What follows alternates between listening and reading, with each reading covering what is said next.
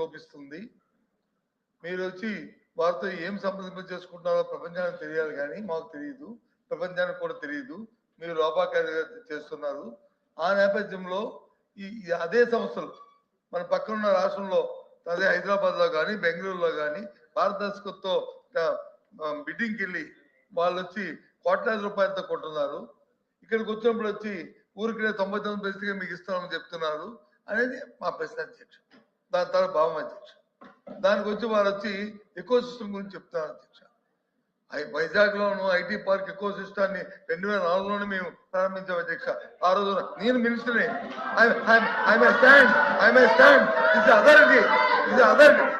IT park ని IT నేను స్థాపించాను.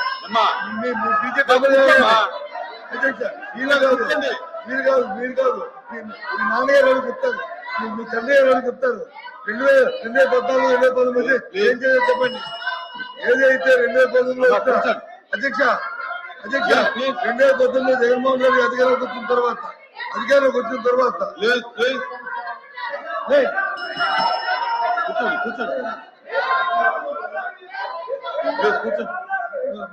2019లో ఏదైతే మీరు ఎకో సిస్టమ్ గురించి ఈ డేటా సెంటర్ మారుతారో 2019లో జగన్మోహన్ అధికారంలోకి వచ్చిన తర్వాత అదాని డేటా సెంటర్ నుంచి ఎవరైతే సమ్మె చేశారో చెప్పారు కదా ఇది తెలియదు అధ్యక్ష.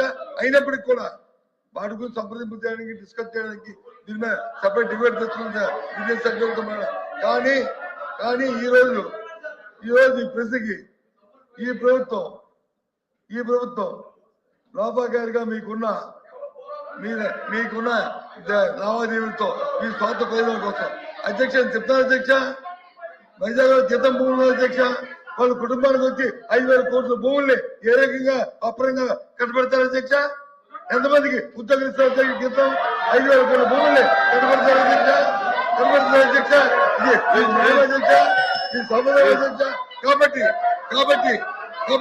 ఈ ప్రభుత్వం చేస్తున్న ఈ బోధోపిడికి ఈ లాలూచికి నిరసనగా ఈ దందానికి నిరసనగా మీరు చేస్తున్న వ్యతిరేకమే విధానం నిరసనగా ఈ ప్రశ్న నుంచి మేము వాకౌట్ చేస్తాం అధ్యక్ష.